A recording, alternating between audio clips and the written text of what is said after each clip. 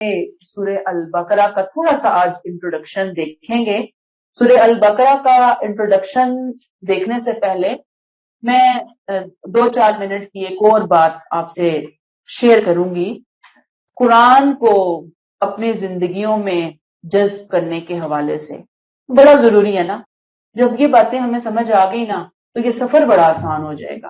اس لیے انکریجمنٹ کے لیے میں نے ایک اور چیز آپ کے لیے سلیکٹ کی۔ قرآن کی ایک آیت ہے، اللہ بذکر اللہ تطمئن القلوب، اللہ کے ذکر سے سنو دلوں کو اطمینان ملتا ہے۔ سنو، اللہ کے ذکر سے دلوں کو اطمینان ملتا ہے۔ ذکر سے ہم کیا مراد لیتے ہیں بتائیے؟ نہیں، ہم تو قرآن کو پڑھنا نہیں عموماً مراد لیتے۔ ہم کہتے ہیں تسبیح پڑھ لی، تسبیح کر لی، ذکر کر لیا، کلمہ پڑھ لیا، لا الہ الا اللہ، سبحان اللہ، الحمدللہ، یہ ذکر ہوتا ہے نا۔ یاد رکھیے، یہ تسبیحات کیا ہمیں واقعتاً اطمینان قلب دیتی ہیں؟ ایک سوال ہے۔ تجربہ ہے، دیکھتے بھی ہیں ہم کہ لوگ لمبا ٹائم، بڑے بڑے لمبے بڑے وظیفے کرتے ہیں، ٹھیک ہے، لیکن اور بعض لوگ تو وظائف لاکھوں کی تعداد میں پڑھتے ہیں، لیکن وہ یہ کہتے ہیں کہ ہماری بے چینی دور نہیں ہوئی۔ قرآن کہتا ہے اللہ بذکر اللہ تطمئن القلوب، کہ اللہ کے ذکر سے دلوں کو اطمینان ملتا ہے۔ ہم پڑھ رہے ہیں تسبیحوں پہ تسبیحاں، لیکن اطمینان نہیں آ رہا۔ دوسرا یہ کہ اللہ نے کلیئر کر دیا کہ تسبیح سے جو ہم تسبیحاں پڑھ رہے ہیں، کیا اس سے اطمینان ملنا ہے یا کسی اور چیز سے اطمینان ملنا ہے؟ یاد رکھیے، دنیا میں کوئی دوسری چیز نہیں ہے ذکر اللہ کے علاوہ جو ہمارے دلوں کو اطمینان دے۔ میں نے کیا کہا؟ دنیا کی کوئی چیز ذکر اللہ کے علاوہ اطمینان نہیں دے سکتی۔ اب یہ جو ہم نے تسبیحات کے مفہوم میں ذکر کو لیا ہوا ہے، کیا یہی مفہوم ہے یا ذکر کا مفہوم کچھ ڈیفرنٹ ہے؟ ٹھیک، دنیا میں آپ دیکھیں مختلف قسم کی ایکسرسائزز ہے، مراقبے ہیں، یوگا ہے، دماغ کو کنٹرول کیا جاتا ہے، ذہن کو کنٹرول کیا جاتا ہے، لیکن عموماً اتنا فائدہ نہیں ہوتا جو فائدہ ہمیں قرآن سے ملنا ہے۔ ٹھیک، یاد رکھیے کہ یہ جو آیات ہے نا کہ اللہ کے ذکر سے دلوں کو اطمینان ملتا ہے، اس کا ایک ریفرنس جو کانٹیکس ہے نا، سیاق و سباق ہے۔ اب وہ سیاق و سباق کیا ہے، آیات کیا کہتی ہیں؟ سورہ رعد آیت 13 میں یہ والی آیات آئی ہیں نا، سورہ رعد آیت نمبر 27-28، سورہ رعد کا نمبر جو ہے 13 ہے اور آیات نمبر 27-28 ہے۔ وہ کیا کہتی ہیں کہ کافر پوچھتے ہیں کہ رسول پر کوئی معجزہ کیوں نہیں نازل ہوتا، رسول پر معجزہ کیوں نہیں آتا؟ یہ جیسے پہلے رسولوں پر آئے، نبی کریم پر معجزہ کیوں نہیں آیا؟ انہیں بتا دیجیے نبی، اللہ جسے چاہتا ہے گمراہ رہنے دیتا ہے اور جو اس کی طرف متوجہ ہوتا ہے اسے سیدھی راہ دکھا دیتا ہے۔ جو ایمان لاتے ہیں ان کے دل اللہ کے ذکر سے مطمئن ہو جاتے ہیں، سو اللہ کے ذکر سے ہی دلوں کا اطمینان حاصل ہوتا ہے۔ گویا یہ آیات جو اللہ کے ذکر سے دلوں کا اطمینان پانا ہے، یہ کب نازل ہوئی؟ کفار آپ صلی اللہ علیہ وآلہ وسلم سے حسی معجزات دکھانے کا مطالبہ کر رہے تھے، یعنی ایسا معجزہ جو ہم اپنی آنکھوں سے دیکھیں، کانوں سے سنیں۔ ٹھیک، اس کے جواب میں اللہ نے کیا کہا کہ حسی معجزہ نہیں میں دوں گا اپنے رسول کو، وہ چھوٹے موٹے وہ جو معجزات ہیں وہ ہیں ان کی زندگی کے، لیکن جو اصل معجزہ اللہ نے نبی کریم صلی اللہ علیہ وسلم کے لیے دیا وہ اطمینان قلب کے لیے قرآن دیا، ذکر اللہ کی شکل میں۔ ٹھیک ہے نا، یہ سورہ میں کہہ رہے ہیں اللہ تعالیٰ، یہ قرآن نبی کریم صلی اللہ علیہ وسلم کی رسالت کا بہت بڑا ثبوت، ڈاکومنٹ ہے۔ اطمینان قلب، اس کتاب پر جب ہم غور و فکر کریں گے تب ہمیں اطمینان قلب حاصل ہوگا۔ اس کے بغیر اطمینان قلب کی کوئی دوا نہیں ہے، کوئی دعا نہیں ہے، کوئی دم نہیں ہے، کوئی درود نہیں ہے۔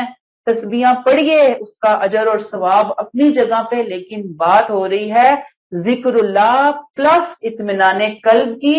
تو جو ذکر اللہ ہے وہ قرآن ہے، اور قرآن بھی اس شکل میں جب ہم اس کو سمجھ کر غور و فکر کے ساتھ پڑھیں گے۔ کلیئر ہو گئی یہ بات؟ یاد رکھیے کہ قرآن نے جا بجا کتاب اللہ کے لیے ذکر کا لفظ جو ہے وہ استعمال، جب ہم اس کو تفسیر سے سمجھتے ہیں نا، میں آپ کو اپنی تفسیر کلاس کی اہمیت کی طرف متوجہ کر رہی ہوں، یہ چھوٹی بات نہیں ہے۔ جو ٹائم آپ سپیئر کر کے بیٹھے، اللہ قبول فرمائے، اللہ آسان کرے ہمارے ہدایت کے سفر کو، یہ بڑا قیمتی ٹائم ہے کہ ہم اس میں اللہ کی وحدانیت، اس کی توحید، ان کی قدرت، ان کی بڑائی، ان کا علم، نبی کریم صلی اللہ علیہ وسلم کی صفات، قیامت کی آمد، قیامت کے بارے میں معاملات، یہ بہت ساری چیزیں قرآن کے اندر سیکھنے چلے جا رہے ہیں۔ تو انشاءاللہ یہ کتاب پڑھ کر غور و فکر کر کے ہمیں اطمینان قلب حاصل ہوگا، جو آج کے دور کی سب سے بڑی ضرورت ہے۔ اور جو تسبیحات ہیں وہ فائدہ دیتی ہیں، ایسا نہیں ہے کہ فائدہ نہیں ہے، میں ان کو یہ نہیں کہہ رہی کہ نہ پڑھیں، لیکن میں یہ کہہ رہی ہوں کہ ایسا نہیں ہے کہ جو تسبیحات پڑھنی ہیں وہ کب فائدہ دیں گی، جب ہم قرآن پر غور و فکر کر کے پھر جب ہم ان کو دل سے پڑھیں گے نا، پھر وہ ایک دفعہ پڑھنا بھی ہمیں فائدہ دے گا، پورے شعور کے ساتھ پڑھنا بھی فائدہ دے گا انشاءاللہ تعالی۔ فکری پرادندی دور ہوگی، ماضی اور مستقبل کی پریشان خیالی جو ہے وہ انسان کے زندگی سے نکل جائے گی۔ یہاں تک کلیئر ہو گئی بات؟ تو یہ تھوڑی سی انکریجمنٹ تھی ہمارے لیے۔ سورہ البقرہ صرف انٹروڈکشن ہوگا آج، انشاءاللہ ہم نیکسٹ ویک سے اس کو شروع کریں گے۔ کوشش کیجئے اپنے ارد گرد کے لوگوں کو جو آپ دعوت دے سکتے ہیں، اپنی اللہ سے دعا مانگ کر کے اللہ ہمیں وسیلہ بنا دے، ہمارے ذریعے لوگوں کو لے آ تاکہ وہ ہمارے لیے صدقہ جاریہ بنے، اور خود بھی جڑنے کی کوشش کیجئے۔ اس سورہ کا نام البقرہ اسی مناسبت سے رکھا گیا کہ اس میں بنی اسرائیل جو کون ہے وہ آگے چل کر ہم پڑھیں گے، ان کی ہسٹری کے اندر گائے کا ایک واقعہ ہے، اس کے حوالے سے اس کا تذکرہ ہوا ہے۔ اس کی فضیلت کیا ہے؟ سورہ البقرہ کی حدیث ہے، جس گھر میں سورہ بقرہ پڑھی جاتی ہے شیطان داخل نہیں ہوتا۔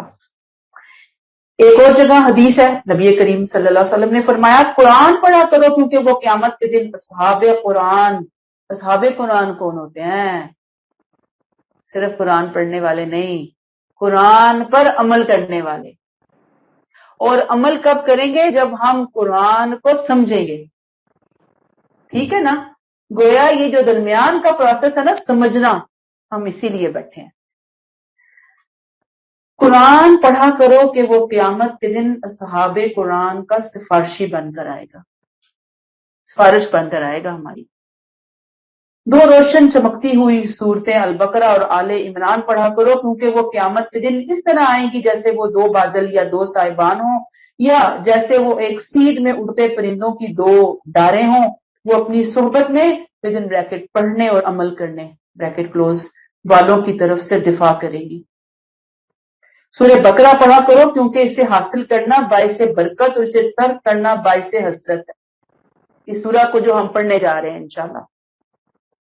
باطل پرست اس کی طاقت نہیں رکھتے، باطل پرست جادوگر، ان کو نہیں ہضم ہوتی ہیں چیزیں۔ پھر نبی کریم صلی اللہ علیہ وسلم نے فرمایا کہ اپنے گھروں کو قبرستان نہ بناؤ، وہ گھر جس میں سورہ البقرہ پڑھی جاتی ہے اس میں شیطان داخل نہیں ہوتا۔ پھر آپ صلی اللہ علیہ وسلم نے فرمایا ہر چیز کی ایک چوٹی ہوتی ہے اور قرآن کی چوٹی سورہ البقرہ ہے۔ پھر آپ صلی اللہ علیہ وسلم نے فرمایا کہ جس نے رات میں سورہ البقرہ کی آخری دو آیتیں پڑھی وہ اس کے لیے کافی ہو گئی۔ اب یہاں ہم جو دیکھتے ہیں کہ سورہ البقرہ نہیں، سورہ فاتحہ کے فوراً بعد البقرہ آ گئی، البقرہ کے بعد آل عمران آ گئی، آل عمران کے بعد نساء آ گئی، نساء کے بعد المائدہ، بڑی بڑی صورتیں آ گئی، 1/4 قرآن۔ اس طرح کی ترتیب کیوں ہے؟ حالانکہ قرآن تو اس ترتیب میں نازل نہیں ہوا، یہ ترتیب توقیفی ہے، توقیفی، توفیق نہیں، توقیفی، ترتیب نزولی نہیں ہے قرآن کی۔ کیوں؟ اس کی ریزن ہے نا، بہت بڑی ریزن ہے۔ میں آپ کو بتاؤں کہ ان صورتوں میں اللہ نے زیادہ تر یہود، نصارہ، قریش کو ڈسکس کیا اور مسلمانوں کے بارے میں بھی باتیں ہیں، ان کو بھی احکامات دیے ہیں، ٹھیک ہے؟ کیوں؟ اس لیے کہ صحابہ نے تو پڑھنا ہی پڑھنا تھا، قیامت تک آنے والے مسلمانوں نے بھی پڑھنا تھا کہ وہ لوگ جو یہود نصارہ تھے، مشرکین تھے، وہ اللہ کی ہدایات اور تعلیمات پانے کے باوجود قرآن کے دشمن اور مخالف بن کر کھڑے ہوئے، یعنی اللہ کی تعلیمات تھی ان کے پاس نا اپنے اپنے دور میں، لیکن وہ کیا تھے؟ وہ قرآن سے دور ہٹ گئے تھے، وہ اپنے دور کے مسلمان تھے، لیکن ان کو ہم کیا کہیں گے؟ بگڑے ہوئے مسلمان، جیسے آج کے دور کے ہم مسلمان بگڑ چکے ہیں۔ تو اللہ نے اس ہدایت کو مسلمانوں کے سامنے رکھنے کے ساتھ ساتھ، کون سی ہدایت؟ جو ہم نے کہا نا اہدنا الصراط المستقیم، اللہ صراط مستقیم دکھا، صراط الذین انعمت علیہم، کہ ان لوگوں کی راستہ جن پر تو نے انعام کیا۔ اللہ نے بتایا کہ تم نے ہدایت مانگی ہے، یہ لو، ہدایت کے جواب میں قرآن لو، اور قرآن میں دیکھو کہ ہدایت یافتہ گروپس کے کام کیا ہوتے ہیں اور جو مغضوب اور ولدضالین ہیں ان کے کام کیا ہوتے ہیں۔ ٹھیک، اللہ تعالیٰ نے بتا دیا کہ یہ تم سے پہلے کی امت مسلمہ دیکھو اور ان کی حرکتیں دیکھو،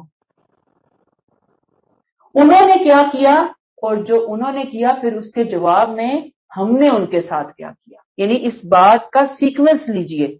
سورہ الفاتحہ دعائے ہدایت کے بعد جواب ہدایت میں اللہ نے سب سے پہلے اگزامپل کے طور پر ان لوگوں کا چہرہ دکھایا، ان کا کریکٹر دکھایا کہ دیکھو وہ بگڑے ہوئے لوگ کون تھے، انہوں نے جب یہ کیا تو میں نے ان کے ساتھ کیا کیا۔ ٹھیک، لیکن اللہ نے صرف ان کا چہرہ نہیں دکھایا، اللہ نے ساتھ ہی یہ میسج بھی دے دیا کہ یاد رکھو اے امت مسلمان، میری تم سے بھی کوئی رشتہ داری نہیں ہے، اگر تم ان کے نقش قدم پر چلو گے تو یاد رکھو تم بھی اسی انجام کو پہنچو گے جس انجام کو وہ پہنچے تھے، اور اگر تم میرے ہدایت یافتہ گروپ کو فالو کرو گے تو جو ان کے لیے انعام تھا وہی انعام پھر تمہارے لیے ہوگا۔ میرا میرٹ انصاف پر مبنی ہے، ایسے ہی نہیں معاملہ ہوتا کہ چونکہ تم امت مسلمہ ہو لہذا جنت میں چلے جاؤ گے، سیدھا میں تمہیں جنت میں ڈال دوں گا، نہیں، پہلے والے بھی لوگ مسلمان تھے، جب ان کے ساتھ نہیں کیا تو تمہارے ساتھ کیسے ہوگا؟ پھر یہ جو سورہ البقرہ ہے یہ قرآن کی سب سے طویل سورت ہے، یہ آپ کو معلوم ہوگا، 268 آیات ہیں، اور اس میں جو خطاب ہے وہ اگرچہ سب سے زیادہ نبی کریم صلی اللہ علیہ وسلم سے ہوا ہے، ساتھ ساتھ مشرکین عرب، یہود و نصارہ سے۔ ٹھیک، جب نبی کریم صلی اللہ علیہ وسلم سے خطاب ہے تو ظاہری بات ہے ان کی امت سے بھی خطاب ہے، اور یہ ہجرت کے بعد نازل ہوئی ہے سورت، مکہ مدینہ میں، ہجرت مدینہ کے بعد نازل ہوئی ہے، مسلمانوں کی باقاعدہ ریاست قائم ہونے کے بعد نازل ہوئی ہے، اور یہ وہ دور تھا کہ جب نبی کریم صلی اللہ علیہ وسلم اپنی جو سوسائٹی ہے نا اس کو، مسلمان کی سوسائٹی کو تھوڑا اپ لفٹ کر رہے تھے، اللہ کے حکم سے اسٹیبلش کر رہے تھے، چیزیں لے کر آ رہے تھے، ان کے عقیدوں میں، ان کے معاملات میں جو خامیاں تھی اس کو دور فرما رہے تھے۔ کلیئر ہو گئی یہ بات؟ پھر آپ دیکھیں کہ یہاں سے جو ہم آگے پڑھیں گے وہ یہ کہ صورتیں جو ہے نا عموماً اللہ تعالیٰ نے جوڑا جوڑا بھیجی ہیں، انشاءاللہ وہ ہم ساتھ ساتھ پڑھتے چلے جائیں گے کہ جوڑا جو ہوتا ہے نا وہ ایک ہی مضمون ہوتا ہے دونوں صورتوں میں، ایک میں اللہ تعالیٰ شارٹلی وہ چیز بیان کرتے ہیں اور ایک میں اللہ تعالیٰ تھوڑا ڈیٹیل میں وہ چیز بیان کرتے ہیں۔ تو سورہ البقرہ کا جوڑا جو ہے نا وہ سورہ آل عمران، سورہ فاتحہ جو تھی نا اس کا کوئی جوڑا نہیں تھا، ایسے ہی قرآن میں کچھ صورتیں ایسی آئیں گی کہ جن کا جوڑا نہیں ہوگا، باقی زیادہ تر جو صورتیں ہیں 90% ان کا جوڑا ہے، ایک پورا گروپ ہے، ایک پورا پیکج ہے میسج کے حوالے سے جو اللہ تعالیٰ ہمیں عطا فرما رہے ہوتے ہیں۔ تو یہاں پہ ہم انشاءاللہ تعالیٰ اس کو روک دیتے ہیں۔ چلیے جی، سبحانک اللہم و بحمدک، نشہد ان لا الہ الا انت، نستغفرک و نتوب الیک۔